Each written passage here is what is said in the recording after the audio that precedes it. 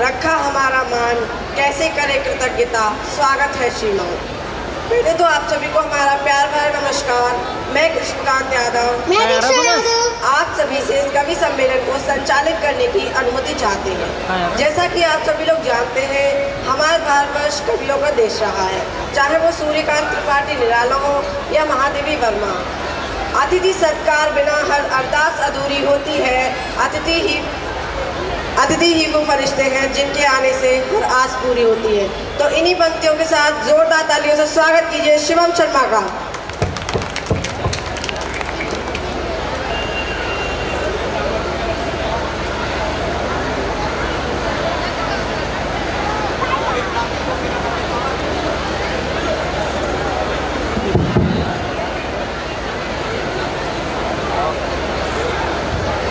पूरे प्रांगण को मेरा नमस्कार। मैं अपनी कविता इस बदलते समय में हिंसा और अहिंसा को लेकर प्रस्तुत कर रहा हूँ कि क्या करना होगा अगर हमें देश बचाना है। तो फूलों की राहें छोड़ हमें अब कांटों पर चलना होगा, छोड़ मखमली सेजों को अंगारों सा जलना होगा, नारी शक्ति को रण में आकर चंडी रूप धरना होगा। फूलों की राहें छोड़ हमें अब कांटों पर चलना होगा, छोड़ मखमली सेजों को अंगारों सा जलना होगा, नारी शक्ति को रण में आकर चंडी रूप धरना होगा। यदि देश बचाना है हमको तो भगत सिंह बनना होगा, भगत सिंह बनना होगा। गीता यह समझाती है कि हिंसा एक बुराई है, पर धन की खातिर हिंसा हो तो बन जाती है अच्छाई है। रात रसैया नटवर ने बंसी का राग सुनाया था, पर समय पड़ा जब जब कान्हा ने तब तब शस्त्र उठाया था। झांसी की रानी ने भी कृपाण कटारी थामी थी, चंद्रशेखर आजाद की पिस्तौल बनी निशानी थी।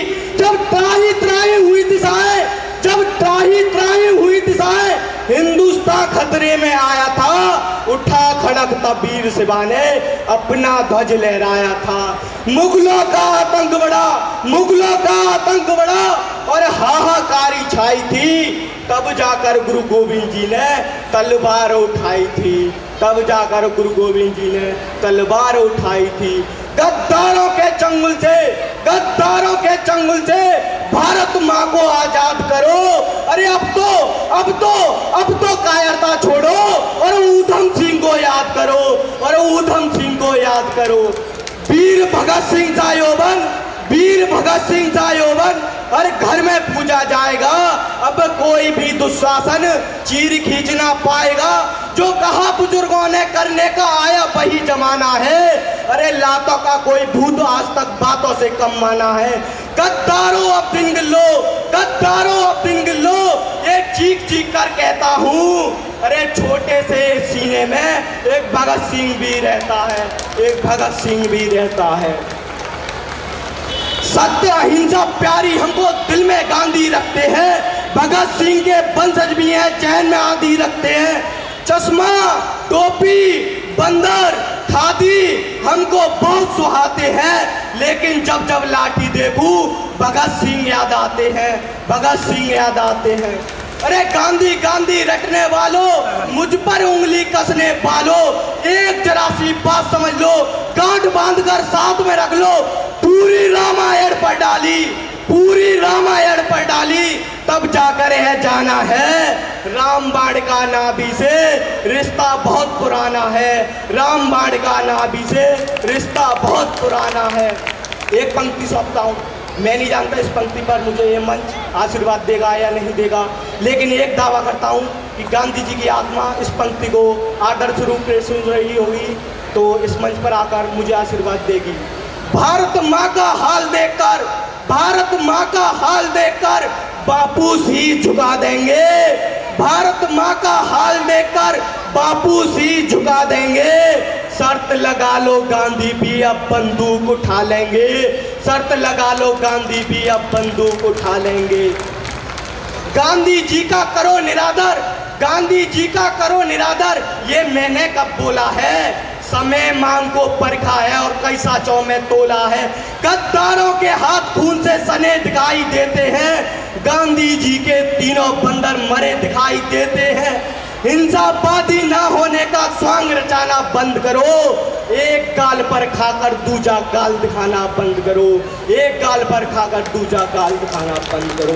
अब खाना आकाश पर तालियां, क्योंकि जब हद की हद हो जाती है, हद की हद हो जाती है, पानी सर से जाता है, तब अच्छे से अच्छा गांधी भगत सिंह बन जाता है। धन्यवाद। नारी कभी हारती नहीं, उसे हराया जाता है। समाज क्या कहेगा यह कहकर उसे बचपन से डराया जाता है। तो इन्हीं पंक्तियों के साथ मैं आमंत्रित करना चाहूंगी कवित्री प्रिया को, तो जोरदार ताली से स्वागत कीजिए प्रिया जी का।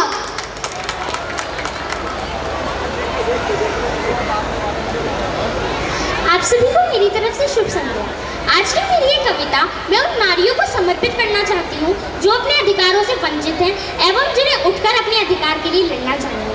तो शुरू की 4 पंक्तियाँ मैं अपने परिचय में कहना चाहूँगी कि अब तक जो पुरखों के पीछे, अब तक जो पुरखों के पीछे ढाक रही थी अपने मुख को, छोड़ के पर्दे बोलो, नारी आओ बोलो। सबसे पहला प्रश्न करो उन माताओं से जाकर, अरे रोई जो बेटी होने पर हंसी पुत्र को पाकर, अरे रोई जो बेटी होने पर हंसी पुत्र को पाकर। दूध मांगते पुत्र तो क्या हम रक्त तुम्हारा पीते, दोनों के आहार एक से हम भी यूं ही जीते। अन्न अगर बेटे को देते हम भी अन्न ही खाते हैं, बेटे से अन्यथा तो हम सोना नहीं चबाते हैं, हम सोना नहीं चबाते हैं। पूछो उनसे, पूछो सबसे जिन्होंने भेद किया शिक्षा में, लड़की को चूल्हे पर भेजा लड़के को कक्षा में। पूछो उनसे भी जिन्होंने दोनों को पढ़वाया, लेकिन घर में लड़की से ही घर का काम कराया। नर को दी आज़ादी बोलो, नारी को क्यों दीना, दोनों को ही एक सा रहकर क्यों न सिखाया जीना। लोग कहेंगे क्या, लोग कहेंगे क्या, इसका शिकार बनी क्यों नारी पर ही थोपी लज्जा की बातें सारी। पूछो सारे प्रश्न, सभी बातों को नापो तोलो, नारी आओ बोलो। अगला प्रश्न करो समाज से, पूछो ये सब क्या है, क्षमता का अधिकार न मिलना क्षमता की हत्या है। इस पर भी न हुआ नहीं कभी नारी का आभारी, पितृ सत्ता के झोल में रह गई नारी सिर्फ बेचारी, नारी सिर्फ बेचारी। नरदाता बनकर है बेटा, औरत बन गई दासी, क्षमता के अधिकारों को सदा से लगती आई फांसी। इस फांसी का कारण क्या है, बस एक नारी होना, क्या ये कारण कर देता है हमको इतना बौना। ज्यादा हो अधिकार नरों में, ऐसा अद्भुत क्या है, 2-2 मस्तक है या पूरी सोने की काया है। ऐसे पक्षपाती समाज में भला हम रहे क्यों, जो नारी को ही ठुकरा दे ऐसी संतान जन्मे क्यों। अरे घुट घुट कर भी जीना जीना होता है क्या बोलो, नारी आओ बोलो। देना हो नर को तलाक तो चाहे जब दे जाए, लेकिन देना हो पत्नी को तो पहले पति से अनुमति लाए। अरे पति को है ये छूट के रख ले 4 बीवियां साथ, वारे वा संसारी देखो केवल नर के हाथ, वारे वा संसारी देखो केवल नर के। अनुचित है ये कहे नहीं तो और भला क्या बोले, क्या आंखें हम बंद करें और साथ ही के होले। अरे क्या आंखें हम बंद करें और साथ ही के होले। अंतिम प्रश्न करो खुद से, अंतिम प्रश्न करो खुद से कि किसके संग खड़ी हो, अपने पथ पर हो या पुरुषों के पथ पर चल रही हो। अरे शिव के 3 नयन सोने दो, अपने तो 2 खोलो, नारी आओ बोलो। धन्यवाद। आजकल के छोटे छोटे बच्चे मोबाइल चलाकर 99% मार्क्स ला रहे हैं, हम तो मुर्गा बनकर भी 60 के पार नहीं जा पा रहे।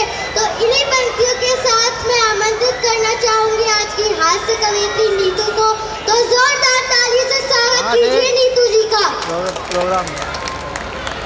शुभ संध्या। आज आप सभी को मैं एक हास्य कविता सुनाने जा रही हूँ, जिसका शीर्षक है आजकल के बच्चे। आजकल के बच्चे गजब ढा रहे हैं, परीक्षा में पता नहीं क्यों इतने नंबर ला रहे। हम तो 7-8 भाई थे, पढ़ाई में खूब दिल लगाया करते, तब जाके 60-70% आया करते। हौसले इतने बुलंद कभी उदास नहीं हुए, हौसले इतने बुलंद कभी उदास नहीं हुए। 1 साल में 2 भाई से ज़्यादा पास ही नहीं हुए। घर वालों ने जो पुस्तकें एक बार दिलवा दी, घर वालों ने जो पुस्तकें एक बार दिलवा दी, सारी जिंदगी वही चला दी। छोटा वाला भाई कई ट्यूशन पढ़ा, छोटा वाला भाई कई ट्यूशन पढ़ा, पूरा जोर लगा दिया पर अगली क्लास में नहीं चढ़ा। एक दिन आखिर नाम ही कटवाना पड़ा, पहली कक्षा में दाखिला करवाया, पहली कक्षा में दाखिला करवाया, 5 साल बाद उसमें से भी निकलवा दिया। भाई साहब मुझे याद है मेरे अकेले के 12वीं में 33% आए थे। घर वाले तो क्या, रिश्तेदार भी पूरे न समाये। रिजल्ट देखकर घर लौटा, रिजल्ट देखकर घर लौटा। भाई साहब अद्भुत घड़ी थी।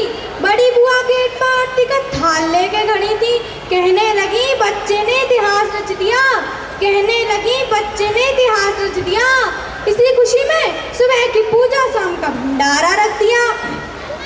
बड़ी अम्मा ने तो यहाँ तक कह दिया, बड़ी अम्मा ने तो यहाँ तक कह दिया, जब तक इस बच्चे की पढ़ाई चलेगी घर में